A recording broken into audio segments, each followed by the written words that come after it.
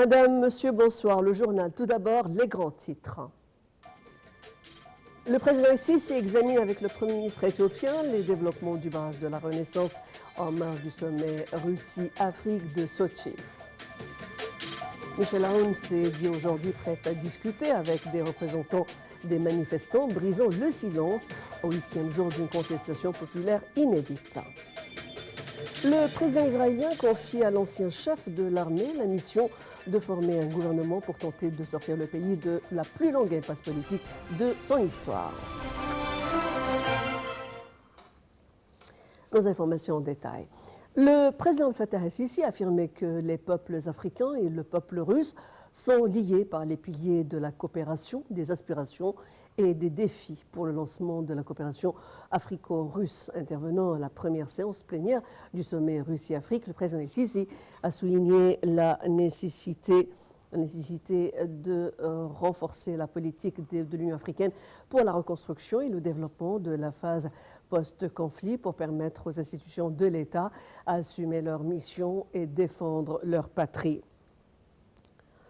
Le chef de l'État a d'autre part mis en relief la lutte contre le terrorisme qui figurait à la priorité de l'agenda africain et international de la paix et de la sécurité.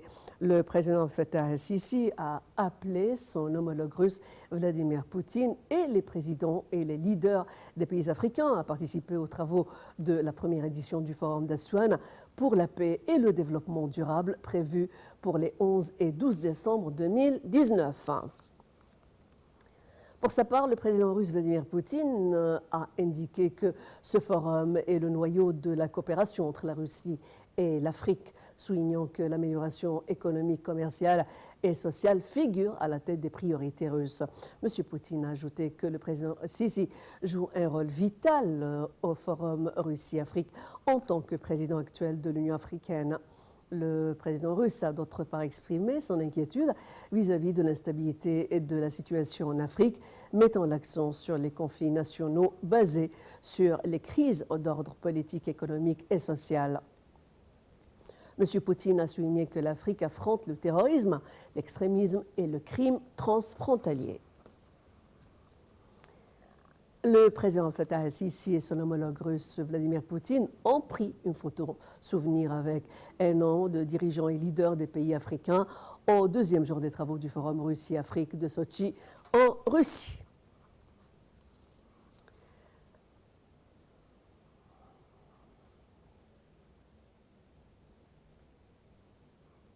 Avant la tenue de la première séance plénière du sommet Russie-Afrique de Sochi, le président Fattah el-Sisi s'est entretenu avec le Premier ministre éthiopien, Abiy Ahmed, sur le barrage de la Renaissance. M. Ahmed a indiqué qu'il respecte l'Égypte, commandement et peuple, tout en s'engageant à la création du barrage sans porter atteinte au pays de l'embouchure et que son pays s'attache aux négociations pour parvenir à un accord final.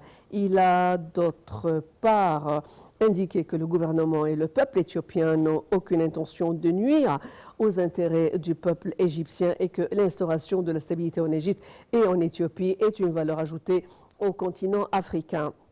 De son côté, le président Sisi a manifesté sa compréhension pour les intérêts du développement en Éthiopie en créant le barrage de la Renaissance, soulignant que son pays s'attache à ses droits historiques dans l'eau du Nil.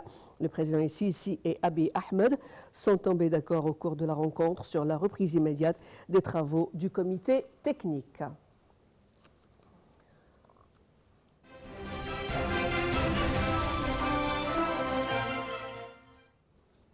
Le Premier ministre Dr Moussa Mahamat-Bouili a affirmé l'importance du projet de la construction de l'hôpital 500-500 pour le traitement des tumeurs.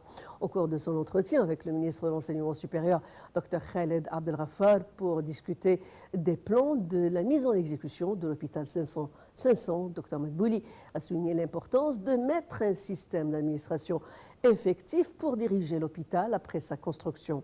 Au cours de la réunion, le ministre de l'Enseignement supérieur, Dr Khaled Abdelghafar, a présenté les phases de la mise en exécution proposées pour ce méga projet. Rappelle que ce projet va fournir un service sanitaire de haut niveau pour tous les malades cancéreux ou ayant des tumeurs dans les contrées de la République.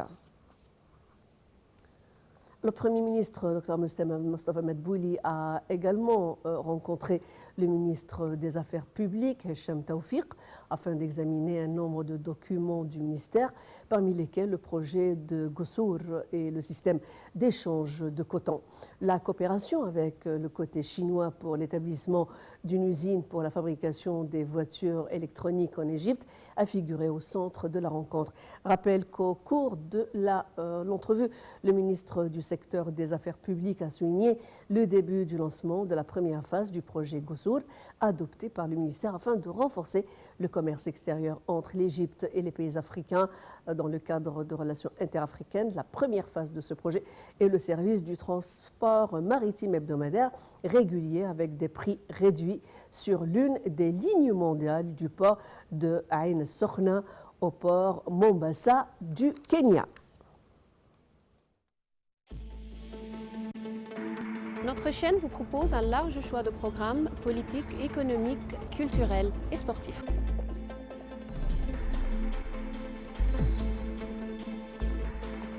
Les événements économiques quotidiens vous sont présentés et analysés. Suivez de près tous les événements politiques, économiques, culturels et autres sur notre chaîne. Nile TV International, c'est la voix francophone de l'Égypte. Le président libanais Michel Aoun s'est dit prêt à discuter avec des représentants des manifestants, brisant le silence au 8e jour d'une contestation populaire inédite lors d'un discours télévisé à la nation. Je cite, « Notre régime a besoin d'être modernisé parce qu'il est paralysé depuis des années et incapable de se régénérer, mais cela ne peut se faire qu'à travers les institutions constitutionnelles », a insisté M. Aoun. Le Premier ministre Saad El-Hariri avait annoncé lundi l'adoption par tous les partis politiques d'un plan de réforme et du budget pour l'année 2020, prévoyant une baisse substantielle du déficit public sans aucune nouvelle taxe et des mesures de lutte contre la corruption. Le président américain Donald Trump a annoncé que Washington va lever les sanctions imposées le 14 octobre à Ankara à l'issue de sa déclaration d'arrêter son offensive militaire contre les Kurdes dans le nord de la Syrie.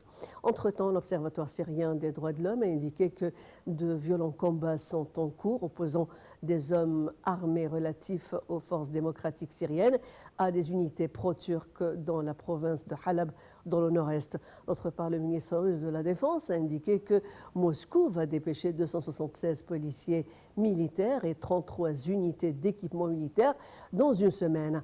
Il est à noter que Moscou a mis en garde les forces kurdes que les combats pourraient se renouveler dans le cas où ces forces ne se retirent pas de la totalité des frontières de la Syrie du Nord. Le roi Salman Ben Abdelaziz d'Arabie Saoudite a nommé un nouveau ministre des Affaires étrangères, le deuxième en moins d'1 an, a rapporté l'agence officielle SPA.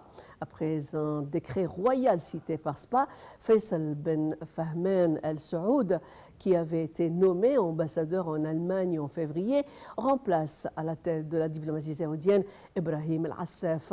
Le roi Salman Ben Abdelaziz a aussi nommé Salah Ben Nasser El-Jasser en tant que ministre des Transports en remplacement de Nabil El-Amoudi. Le président israélien Reuven Rivlin a confié à l'ancien chef de l'armée Benny Gantz la mission de former un gouvernement pour tenter de sortir le pays de la plus longue impasse politique de son histoire. M. Rivlin a affirmé dans une déclaration en direct diffusée par les télévisions que les partis politiques avaient fait des concessions entre guillemets, tandis que M. Gantz, à la tête du parti centriste bleu-blanc, a promis de tenter de former un gouvernement d'union libérale. Après les élections anticipées du 17 septembre, le Premier ministre sortant Benjamin Netanyahou a tenté de rassembler une coalition, mais a finalement jeté l'éponge. Le lendemain, M. Rivlin a indiqué qu'il chargerait officiellement Benny Gantz de cette tâche. Les 27 de l'Union européenne sont d'accord sur le principe d'un report du Brexit au-delà du 31 octobre pour éviter un no deal, mais débattent de sa durée. Lors d'une réunion des ambassadeurs à Bruxelles, tous sont tombés d'accord sur le besoin d'un report pour éviter un Brexit sans accord. La durée du report est toujours à discuter ou en discussion, c'est ce qu'a indiqué une source européenne. Le président du Conseil européen, Donald Tusk, a poursuivi ses discussions avec les chefs d'État et de gouvernement.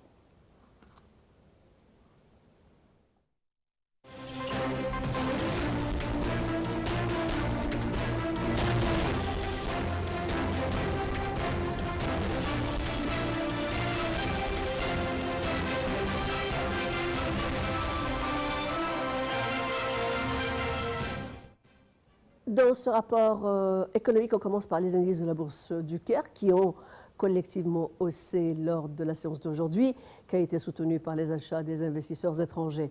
On commence par l'indice principal, le GX30, qui a haussé d'environ 0,5% pour se stabiliser au niveau des 14 200 points. EGX30 Caped a également haussé de 0,9%. Pour les indices secondaires EGX70 et EGX100, ils ont de leur côté grimpé d'environ 0,4%. Un rapport publié par la Banque mondiale a indiqué que l'Égypte a grimpé de 6 classements dans le rapport d'activité des travaux de l'an 2020.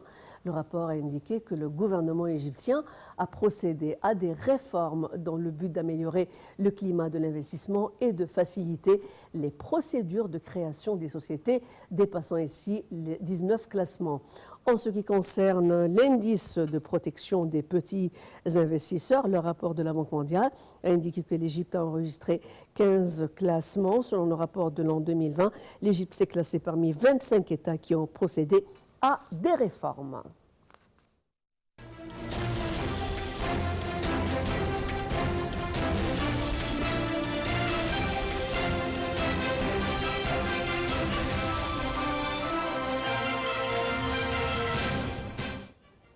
Au top du sport, Liverpool a pris le dessus sur Genk avec 4 buts contre 1 pour la 3e journée du groupe E de la Ligue des Champions.